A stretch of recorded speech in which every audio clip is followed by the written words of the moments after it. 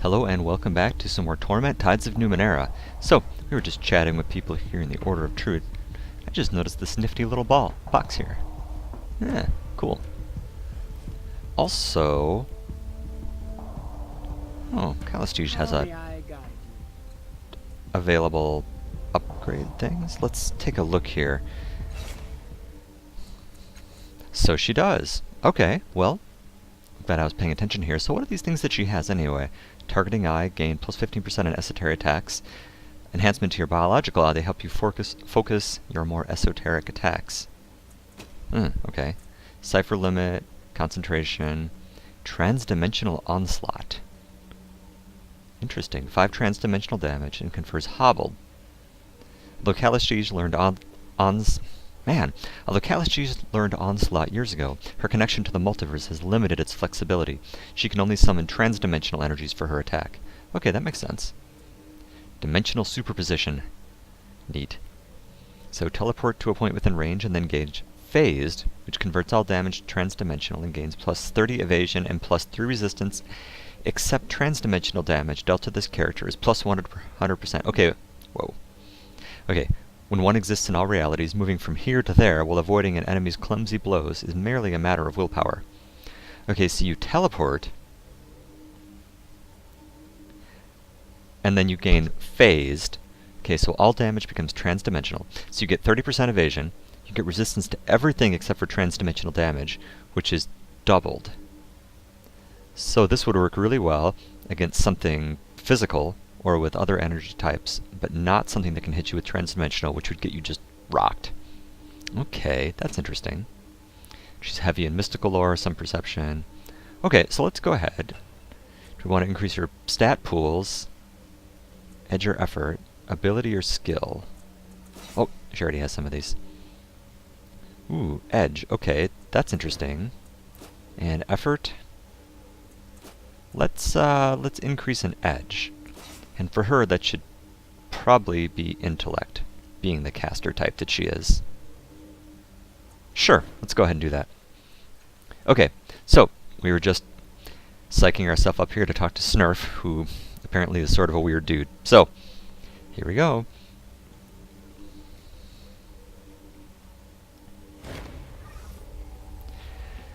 Snarf, slouched below you, is a figure clad in a dusty, unremarkable robe. Loose folds of rough cloth shift to reveal a vaguely humanoid form with elongated facial features and 2 elaborate biomechanical arms. You can't help but notice the size, the shape, and even the number of its digit changing as it tinkers with the bizarre-looking device on the table. It glances up at you. Its eyes are the size of your palms. You realize it is a visitant, a being from another world. That's interesting. Biomechanical arms. That's cool. Greetings, fellow sentient, it says, nodding with studied respect. I will be with you in a moment. Its mechanical fingers contact and dance independently over the surface of the device before it, adjusting and tightening. There. I am Snarf, guest of the Order of Truth. What brings you to my workspace? So, I didn't quite catch your name. How do you pronounce it again? Ah, it says, you are hearing a brief Elysian in my name, correct? A majority of component syllables are untranslatable or beyond human ranges of hearing. I will try to approximate them. It draws in a deep breath. Wow, and I'm not touching that. I prefer the name your people hear. My name is all too common where I come from. So, Snarf, huh? Okay. So, those arms of yours are interesting. How do they function? I'm not quite sure, it says, raising them for your inspection. Extra digits whirl out of the mechanical palms in a somewhat nauseating wave and disappear just as quickly. They seem to be as sentient as either of us, but obedient so long as I keep them busy. Otherwise, they scramble about while I rest, touching things, picking locks, strangling the odd rodent, the visitant sighs. I've forced them to take up knitting. Right. Right. Okay, so, tell me about yourself. Your curiosity honors me, it says, inclining its head. I come through the bloom from another world. To be absolutely honest, I was exiled for inadvertent sacrilege and perversion.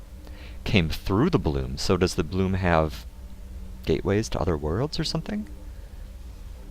I would imagine that you are curious about my people's reproductive processes at this time, it adds placidly. I would happily describe them. What? Ah, I misunderstood. I cataloged the reproductive processes of various known life forms, and I often assume that others find the topic as fascinating as I do. It is a rather complicated topic, however, so let me know when you're ready to speak at length. So, yes, so what's that device you're working on? A minor project of mine, it says with a self-deprecating wave. Something to widen the boundaries of my research. It scans for unknown reproductive processes and displays them for further study. The device clicks to itself. Ah, Snarf says. Watch. A transparent image of two goat-headed humanoids appears over the device. It seems they are wrestling each other. After a moment, you realize your mistake. Okay, that's at least the third mistake I've made since I came over and started saying hello to you. Also, why are his hands giving self-deprecating waves, huh? Copulating marker. Fascinating. The visitant begins to take careful angular notes in an unfamiliar language on the scroll beside the device. None of these properly convey the emotions that I'm feeling at this particular instant in time.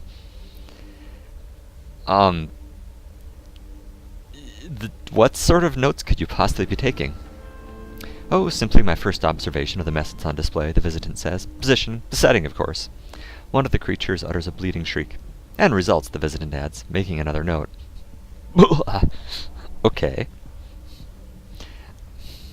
Wow, this is a weird conversation. Deep breath. Okay, I'm ready to hear about your people's methods of procreation. Deprived of the layers of sociological complexity, the process is quite simple, the visitant says. At a certain age, my people ceremonially choose a limb for removal. The limb is grown into a new being. Children, in your terminology. It sighs. This is where the matter gets more complicated. The selected part relegates the child to a caste. Armed children become laborers, leg children become warriors, and head children, due to the sacrifice implied in their creation, become leaders. Snarf studies its metal hands. As I've suggested, the limbs we surrender do not grow back. In fact, those who replace their limbs insult their children and sin against their people. So that's where your biomechanical arms come in, I'd imagine. You are correct, it says, unfortunately. I surrendered my arms to create my children, it says. They grew to maturity and joined me in my study of various void-born Numenera. For a time, we were happy. It lowers its eyes. Then I discovered a melted humanoid figurine. I did no more than glance at its folded arms before it opened its eyes. This was the last thing I remember. I awoke with the arms you see now, he sighs. My children, thinking I had disowned them, disowned me, and my people were even less merciful. I'm sorry that happened to you. Your sympathy is appreciated, but not warranted, the visitant says, although is it avoiding your eyes. I have found other ways to take my mind off the loss of my family and my people since. It was only when I began visiting other worlds that I learned that most species do not reproduce by severing their limbs, Snarf says, shaking its head. This discovery fascinated me. And so, I began cataloging the various methods of procreation found throughout the void. It was only when I found my way to Saga's Cliffs by way of the Bloom that I was offered a place to work, here in the Order of Truth. And there you have it, the visitant says, folding its mechanical arms. Okay, so this keeps talking about the void, and I'm unclear whether or not this is, like, space, or something holding various universes, or what it is exactly. Well, that's okay. And once again, found my way to Saga's Cliffs by way of the Bloom. Yeah, that implies he entered the world in the Bloom. Interesting. Do I really want to ask about the reproductive processes? No, I don't. Thank you. Farewell. Have a good one. Oof. Okay, good choice on my part there. Okay, so we poked at most of the things we can poke at. When I have some more points available to help recover my memory, I'm going to come back and poke at this thing, but I'm not going to do that at the moment, just in case it locks me out permanently. So taking a look at our journal here. So, we've still got to look for Machina to kind of follow our main quest. We may look... Oh, Cliff's Edge, Slave, Book. I wonder if this is the book I found. Has a 5-colored sigil on its cover. Is that... A Study of Savagery. Okay. No, crap. Okay, so that doesn't seem to be anything to do with it. So... Let's see here. That's interesting. Search the caravansary for evidence of Perseus' whereabouts. And we're looking for that guy. Ooh, yeah. Let's see here. I'm really curious about the lazaret. But I feel like we should poke around just a little more in the various parts of the city. There's a couple we haven't even visited yet. So let's go take a look. So when someone tells you to take care of unfinished business before you leave, usually you won't get a business to return, or a chance to return later. Okay, that's good to know. Yeah, mystery ladder. Oh, I want to look at the mystery ladder so badly. Okay, and this was the one that went to the caravansary, I believe. And this... It's so cool, there's a statue of me, by the way. I don't remember if this was one that I was waiting on points to poke at, or if I just don't have the information. Okay. Yep, let's just leave it alone for the moment. Okay. Seriously, mystery ladder. Oh, let's go look. How can I say no to a ladder? Come on, it's a ladder, it's green. Nothing bad ever happened from green lights, Tommyknockers. I'm sure it'll be fine. Metal rungs have been fastened to the side of the structure, extending into the darkness far below. What's the worst that could happen? I mean, besides a horrifying death.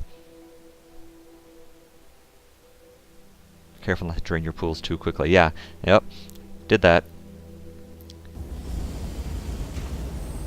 Oh, neat. Manufactory, huh? Oh, neat. What is this? Crippled Foreman. Segments of this bisected construct's legs lie scattered around it. Someone has painstakingly altered these pieces, giving them small limbs and tiny mechanical heads. Nevertheless, they aren't moving. The larger construct's turquoise eyes flicker out of sync with each other as they turn towards you. I do not understand, it says. The voice emerging from the girl around its eyes is soft, as though you were hearing it from far away. Don't they want to live? The viaducts are open. The commands are received, and yet... Its eyelights flutter. Every time I give my children life, they die. These tiny things are your children? Not anymore, it says. Now they are inanimate and lifeless. Their adaptive personalities have been lost. I do not understand why they are dying. I have given the subject of procreation a great deal of thought over the last century, and there are no errors in my calculations. My assistant Tarnish built my children's bodies to my precise specifications. Their intelligence reservoirs are shielded against permanent loss. Its eyes look away from you, as if it is embarrassed. And I want them to live. That should be enough. Intelligence reservoirs? That's an interesting way. Let me examine them. I might be able to help. I'm smart. The Crippler Foreman doesn't protest, so you examine the motionless constructs on the ground in front of the Foreman. From what you can understand of the technology here, the Foreman is correct. These little constructs should be working, but they aren't. It may be possible that the flaw is not in them. You share this information with the Foreman. I agree, it says, and I believe a new direction has presented itself. Uh-oh. My children need more energy to live, but my construction prevents me from transfers above a certain threshold, and for good reason. Its pupils rotate, contracting. Energy transfers above a certain percentage would lead to a chain reaction of ruptures in my intelligence rings. I will die. Its voice mesh clicks. Help me force myself to make this transfer, for I cannot do it myself. Help me give my life to my children. Making a note. Okay. Kalashji says, What it asks sounds difficult, she murmurs, tapping her chin. Difficult, but not impossible. The Order of Truth may be able to help us accomplish what it wants. Will you help me? The Foreman says. The words are almost buried beneath a crackling surge of static.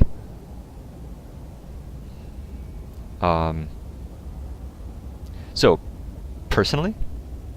Sure, I'm interested in that. I don't know if it's a good idea.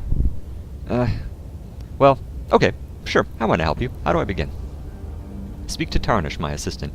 He may be able to help you understand how I function if he is feeling well enough. So, can I examine you? Yes, it says. Tarnish, open my preservation hatches and viaduct shields, please. The elderly workman shuffles over and does as he's asked. Oh my, Kalashji says beside you. I don't claim to understand everything I'm seeing here, but you'll need an extra set of hands if you're planning to do what this poor creature wants. She smiles. I have hands to spare, of course. Ha ha ha, cute. You've never seen technology like this. Wires pass through glass tubes threaded with pale light and star-speckled darkness. You glance over at Tarnish. He's looking away, arms crossed, as though unwilling to watch a stranger tinker with his master. The tubes themselves have an oddly organic configuration that curve through several mysterious brushed cases. From what you can see, the Foreman's trouble is not due to its physical body. Something must be wrong with the intelligence itself, the Foreman's mind. Interesting. The vision falls on you like a wave swallowing a swimmer. You approach the Foreman, still possessed of its legs, and open the same hatches that Tarnish did. I know it looks complex, the Foreman says, but the viaducts are the simplest part. The machine spirit, me, that is trickier. Even I don't fully understand it. It laughs. Me. The vision fades, leaving you standing before the ruins of that once cheerful construct again. Okay.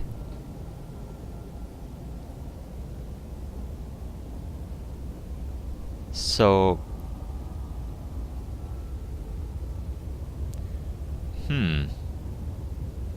So, let's talk a bit. I don't want to, start taking everything apart as soon as I meet it. I mean, I do, but... So, why do you want children? Need, the construct says, not want. Its pupils study the distant ceiling. When I was born, I began working in seconds. I did this until our Creator shut down our bodies. In the millennia sense, I have focused on designing the infrastructure beneath the other Foreman's work and instructing workers on how to execute these designs. Its pupils fell back on you. Eventually, I realized I was unhappy. From time to time, my workers brought their children to the manufactory, holding their small hands, explaining the mysteries of this place to them. Its pupils flicker off. It began as a thought. What would I teach to my own children? To be curious, to explore, to ask foolish questions, to see the world above that we three have never seen. The Foreman's pupils reappear, and when I thought these things, I saw the shape of my children outlined by daylight. They already existed.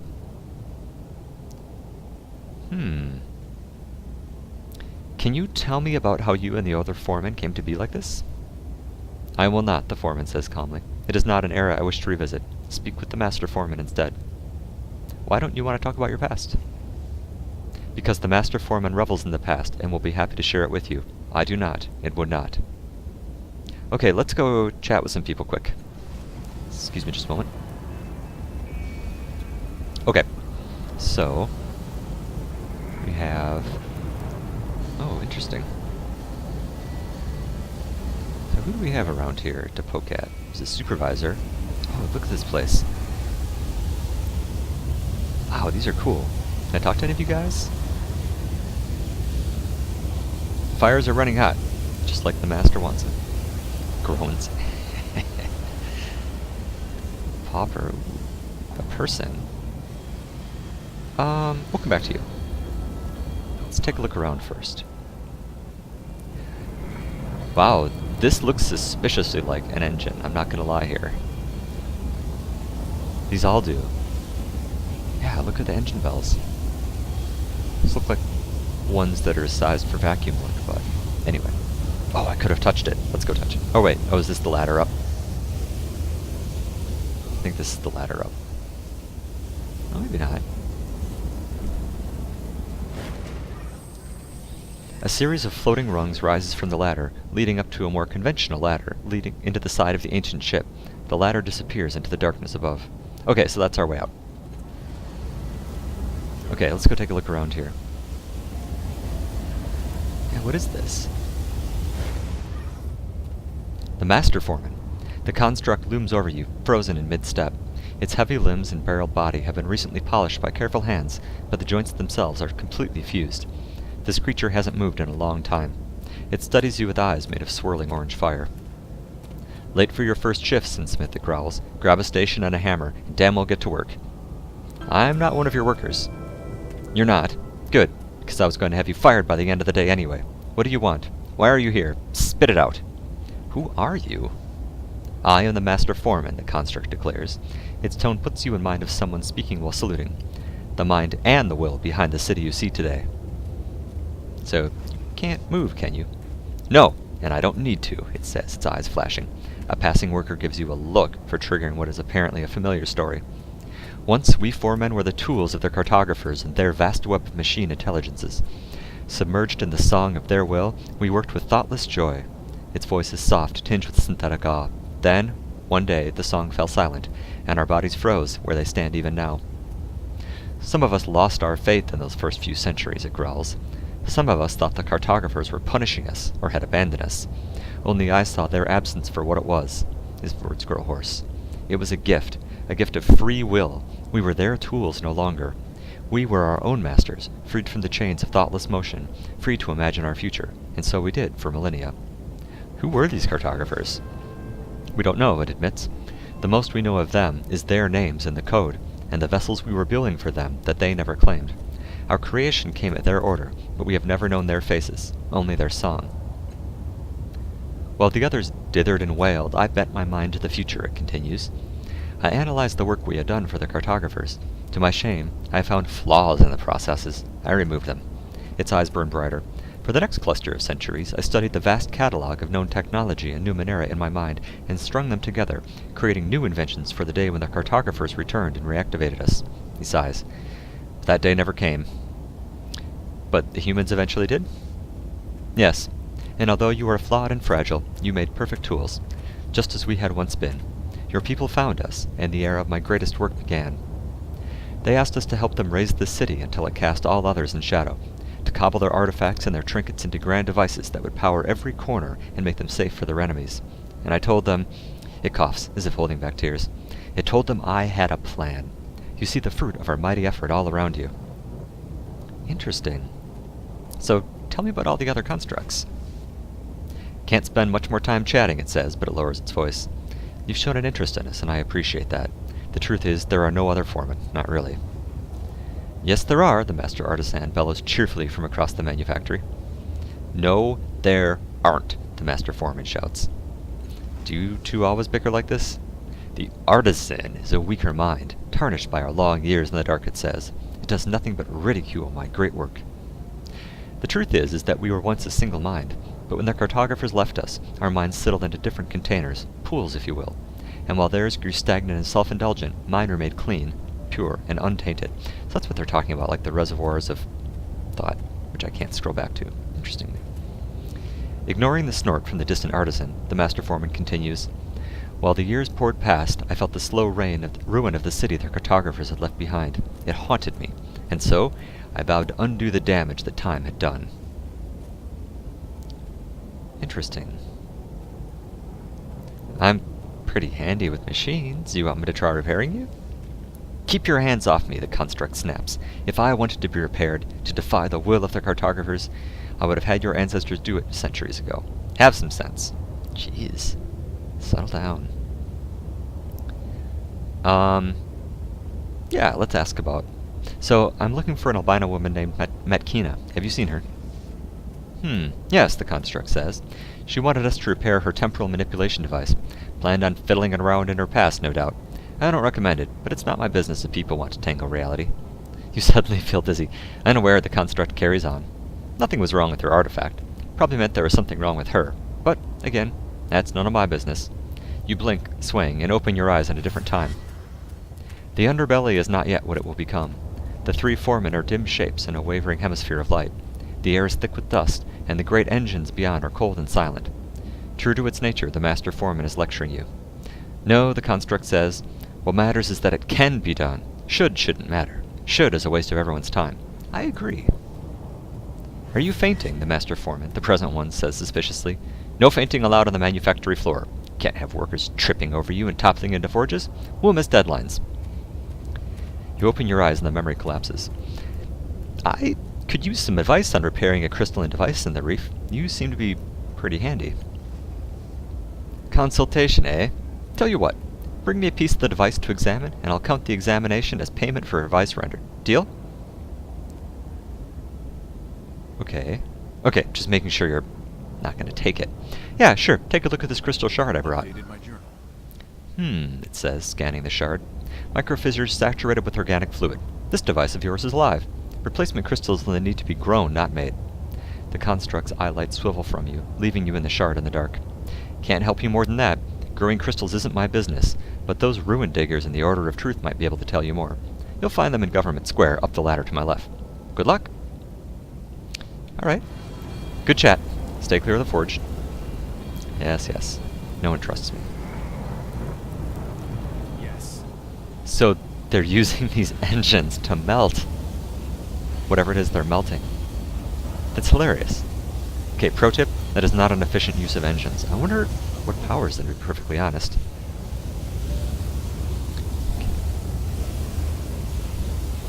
So can I talk to... I'm going. Yes. The Master Artisan. At first glance, this ancient, unmoving construct seems nearly identical to the others in the manufactory. It is only when you move close into the hazy aura of forge light that you see the intricate, no, chaotic whorls of engravings marking every millimeter of its armored frame, and the worker standing behind it is adding even more. Morning, the construct says. It is morning, isn't it? I never pay attention to the time. Not much use for it down here. Firelight twinkles off the construct's blank eyes. I'm Artisan. What can I do about you? So why do you have your workers decorating your armor? Because I want to be the most beautiful construct in Saga's Cliffs, the construct declares. The worker behind it chuckles. Joking, it says. My eyes, well, not eyes, but you know, they failed a long time ago. But my other senses are good. Very good. So when my workers want to show me a design, they scratch it out on my plate. I feel it and give them feedback. Not that some of them need it. That's a long time to be blind. Why can't anyone repair you? The easiest answer to that question is, we don't have the parts, the Artisan says, then lowers its voice. But the truth is that I'm afraid. Nothing's going to make me blinder, but... It falls silent. The forge hisses and pops nearby. Those first few decades in the darkness were the hardest. Then I started seeing patterns in them. Simple at first, then with colors, depth, and shade. Grand cyclical designs, it sighs happily. I still see them, and I wouldn't trade them for sight. To be perfectly honest, these artists don't need me anymore. They've done wondrous work in the city above, but they like asking my opinion. He laughs, and I like giving it. So can you show me something your workers have created? Absolutely. Hold on a second. Let me get a sense of what might appeal to your tastes. Nested sensors whir into life on its shoulders, and beams of light fan over you in the space of a heartbeat. Not so interested in the arts, I see. Larga, get our visitor the contents of Storebox 39. A few minutes later, a stalker hurries out and places a heavy object in your hands. No charge, the Artisan says. Call it a gift. The Globe of Zerol. This synth globe clearly depicts an unknown world. The more you look at it, the more details you discover, as if the globe somehow enhances and concentrates your vision as you examine it. Neat. That's cool. Thanks, dude. Can you tell me about your past? To be honest, I don't like thinking about it. All of us went slightly insane during our centuries down here before the humans came, but the other foremen and I don't dwell on things like the Master Foreman does. An ember drifts down from the high ceiling between you. If you want the whole story in excruciating detail, Master Foreman's the one to ask. So what's your opinion of your fellow foreman then, anyway? Well, I don't like to speak poorly of my family. The construct breaks off and the worker behind it chuckles. It's true. They're different in their own ways, of course. We argue, and here, we means Master Foreman and me. But that's to be expected. We've known one another for a millennia, understand. We went through decades of angry silence until, well, we learned to accept each other as we were. It chuckles. Master Foreman has beliefs. Exhausting ones that it can't help inflicting on others. And our broken friend wants to die, I think. Puts it a different way, but it does. And though we bicker, I care for them. How couldn't I, after thousands and thousands of years? Well, farewell. It's nice speaking to you. And go enjoy the sunlight for me. Interesting. Very, very interesting. So, we're gonna come talk to Mekla. Let's talk to her quick. Yeah, we have time. We'll talk to her quick. Ooh, I like the burn off. So Mekla? In a stall filled with all manner of dusty wares, parts, connectors, and strange devices, a woman tinkers with a half-assembled power source, peering at it through spectacles that have several adjustable lenses. Her long white hair is disheveled, and the skin of her thin frame is marked with small scars and burns. She looks up curiously as you approach. Welcome to Mekla's Mechanicals. I got a bunch of broken stuff and a few things that work. You want any of it? Let me know. Do you know a woman named Machina? Pale skin, hard looks? Oh, I know that one. Carked and twitchy. Asked me to ken the workings of some weird old device she had. Obsessed with it. Like it was a bit of sniff and she a slave to it. Never seen the like. She leans in. You seem like the kind who would be interested, so I'll tell you. It was a jagged, knobby thing, black and evil, little warts all over. She seemed to think it could help her remember something, but I couldn't even figure out if it was on or off. Near killed me when I couldn't make it work for her. She frowns, remembering. I'd have been mad, except I saw how sick she was with it. Shaking, tears, the whole lot. Sent her on her way and wished her luck. She'll need it, poor thing. So where do you get your stock? She shrugs. Trade, mostly. There's an old priest, name's Alligar, who brings me things now and then. Doesn't like to tell me where he finds them, so I don't ask. Allegern is a priest, or was a priest. I feel like I had some inclination of that, but that's interesting. I get stuff from Little Math too, although sometimes his stuff's too hot to touch. Even a few things from the Stitcha, if you can believe that. I don't understand what that means. So you trade with the Stitcha? Now and then, they dig up all kinds of things in those tunnels of theirs. Picky about what they trade for, though. Only want things that'll hold a lightning charge, flashbacks, generators, that kind of thing. Her brow furrows. Which is weird now that I think about it, because their eggs hold a charge, like little batteries they are. I've even converted a few of them to power things. Don't tell the Stitcha that. It'd be like using a baby for firewood in their eyes. Well, let's see what you have for sale, please. So it's the same thing I have. Root spike. This wooden spike is a crudely fashioned point. It explodes on impact into tangled roots that entangle anyone slow. Oh, that's interesting. Hello, Cipher. The Furtive Eidolon. Confers the Furtive Eidolon plus 50% to stealth, plus 50 on perception, and automatically attempt to hide as a free action at the end of each turn, active for 5 rounds. Anyone who wears the skin-tight suit and head covering becomes invisible, although, or nearly so, to the naked eye. It also resists many forms of scanning. It warps light around the wearer's body in such a way that things behind him can be seen. The effect is not flawless, often leaving a visible silhouette similar to heat haze, but in certain environments it can help him to hide in plain sight, especially if he remains motionless. Despite its advantages, the suit is not perfect. When the wearer moves, he creates a bubble or blur in the air that may be quite noticeable. Neat! Predator armor! That's cool. I'll remember that.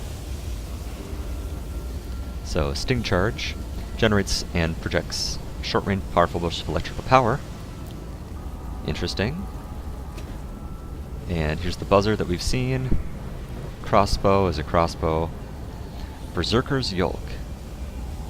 Gives you intimidation and +3 damage, but takes -1 off intellect edge. These overlapping plates of pitted vibrating iron bond with the user, injecting them with a milky fluid that fills them with strength and rage. Oh jeez, I'm so glad I didn't accidentally buy that. This is ridiculous. That's interesting. Okay, well let's poke around a little further. Wow, what in the world is going on here? Okay, well that's super creepy. Anyway, well, let's take a break, and I will see you in the next one. Thanks for watching.